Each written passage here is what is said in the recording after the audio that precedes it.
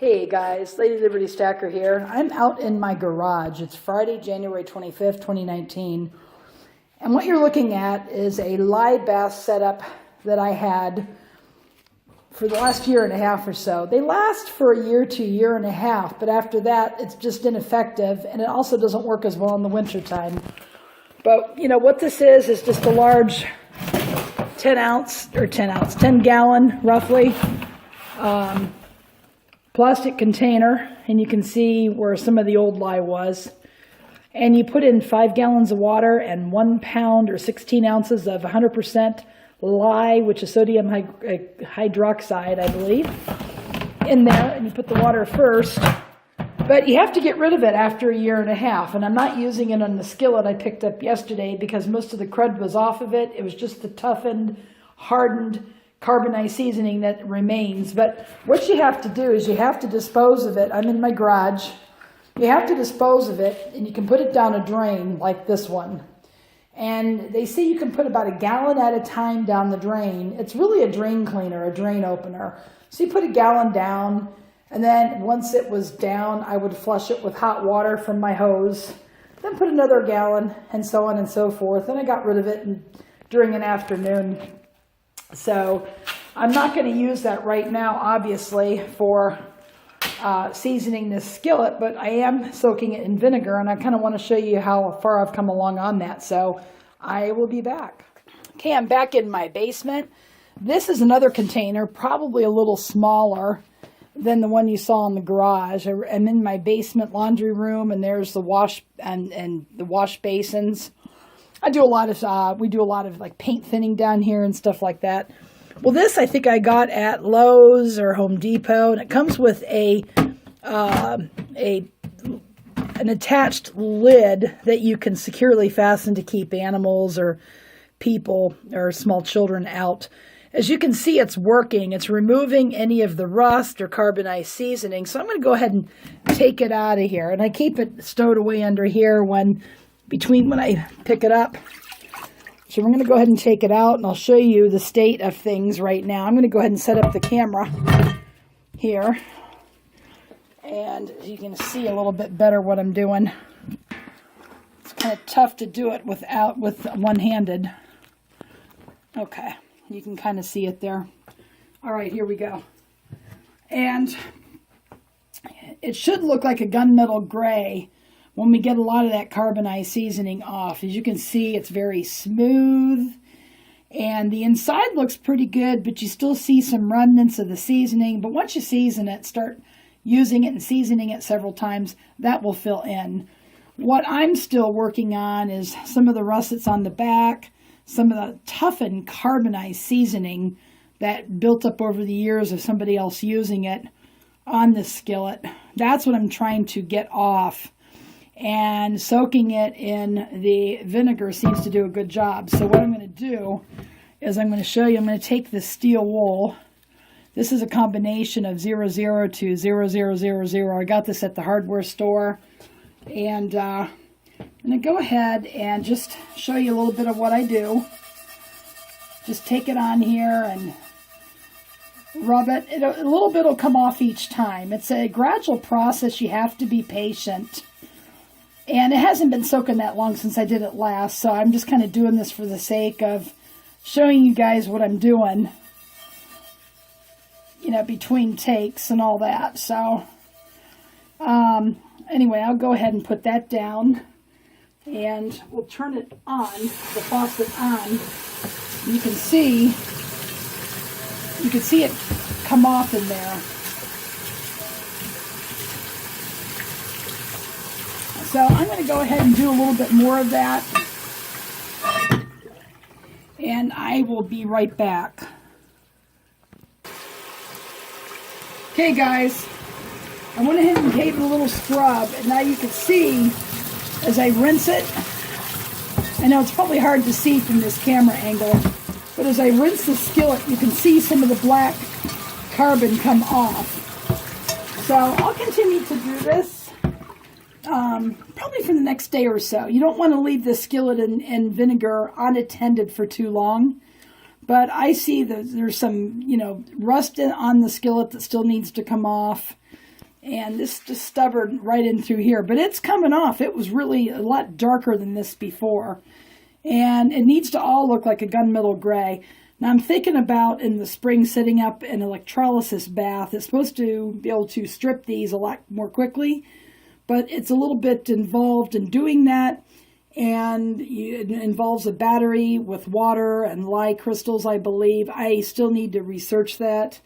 But if I'm going to do a bunch at one time, that probably makes the most sense, and it probably is the quickest on time. I'm patient, but when you run an online business and you have to pack and take photographs and list, I don't have as much time as I did when I was actually retired to do this. But I love restoring these things, and I like the ones without the heat ring because I can actually use them on my stovetop without having to worry about extra scraping that the heat rings would cause on my glass stovetop. But anyway, I just wanted to show you where I was at in the process. I will be back once this thing is done from the vinegar.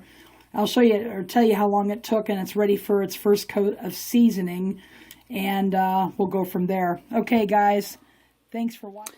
Hey guys, Lady Liberty Stacker, I'm back again. It's Saturday, January 26th, 2019, and I just took my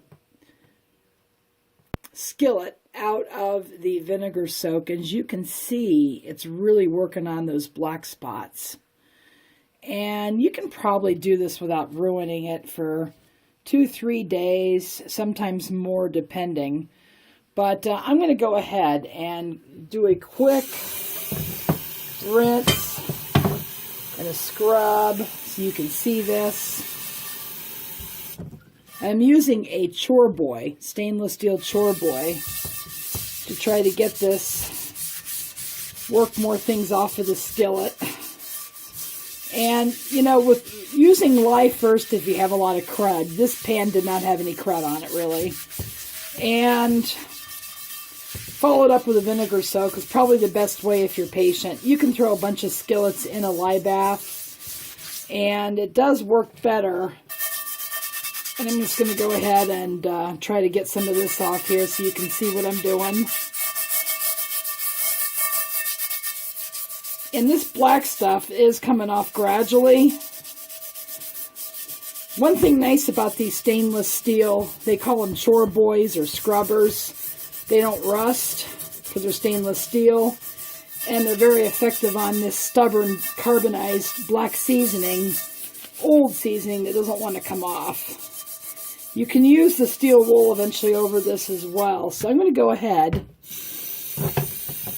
and show this coming off. You can see still some rust coming off. Not a whole lot. And this is cold water that I'm rinsing with because that'll help prevent flash rust. So there you have it. I'm going to continue soaking this. And I'll be back showing you the progress. You just have to be patient. You don't want to damage the integrity. Oh, you can see my camera in the reflection. But you can see there that it's looking really, really nice. And a lot of that rust that was in the middle there has come off. All right, I'm going to go ahead and put it back in the vinegar. And I just wanted to give you guys an update. And this is a better view of it. I'm holding my camera now so you can actually see how it's really going back to the gunmetal gray. Just working on the bits of stubborn carbonized seasoning there. And it works with a little patience. Lye bath plus vinegar soak. And no, you're not ingesting any of the lye. That's long gone by the time it's washed, cleaned, and reseasoned. So anyway, that's what it'll look like. I'll come back and check it later today or tomorrow and give you an update. All right, guys. Hey, guys. Sunday morning, January 27th, 2019. I just pulled this guy out of the vinegar bath. It's been in there for about 2 and a half days, 2 days, 8 hours, somewhere in there. I didn't feel comfortable leaving it longer than that. So I pulled it out, took off most of the carbonized old seasoning, with the exception of this on the side. It doesn't really matter on the side so much. It's going to get covered up with new seasoning anyway. I just wanted to get the cooking surface nice and smooth. As you can see, it doesn't appear to be any pitting whatsoever. The seller did say there was no pitting, but it's real hard to tell unless you strip it down for sure. So that looks terrific. And I just coated it with organic canola oil, non-GMO. And it'll keep it from flash rusting because I cannot season it right now. I've got to go to church and shovel, and there's so much more to do. And the back, there's a little bit of pitting there where it says Griswold, but it really doesn't matter. The seasoning should obscure that anyway when I start applying the new seasoning. So that's what it looks like. And I will be back to show you what it looks like after a coat, maybe 2 of seasoning. So there it is. All right. Hey guys, just another quick couple of things that I forgot to tell you before I turned off the last clip.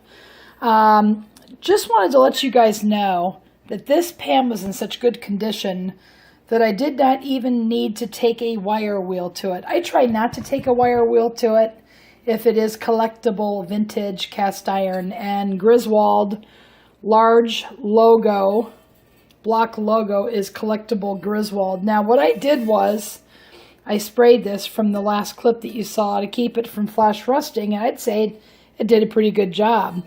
Now we're just waiting for the oven to heat up. I have it at 200 degrees. And once it's set to 200 degrees. Once the timer goes off, I'll put it in for 15 minutes to heat the pan up, because I am going to do a seasoning layer today on this skillet.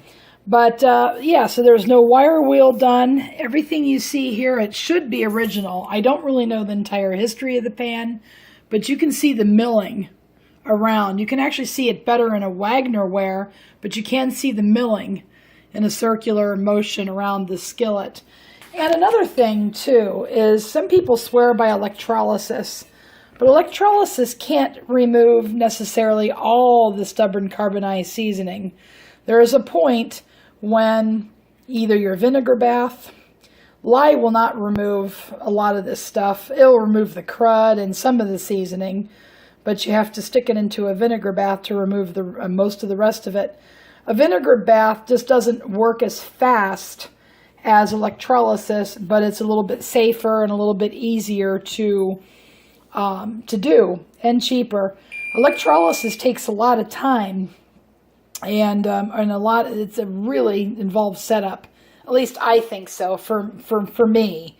I've thoroughly researched it, and there's a lot of stuff you have to buy and a lot of wires you have to hook up to it. I think for me it's going to be a lye bath. I can do several skillets at once, and individually I can put them in my vinegar soak. But this guy was in there for about 2.5 days. So what we're going to do now, this timer went off. I'm going to go ahead and stick it in the oven, and we're going to warm it up. I'm going to put it upside down, and it's in there now. And we're going to set the timer. Going to move my candle making stuff. I tend to keep that around so I can make candles for our wood burning stove. Some of my prepper stuff.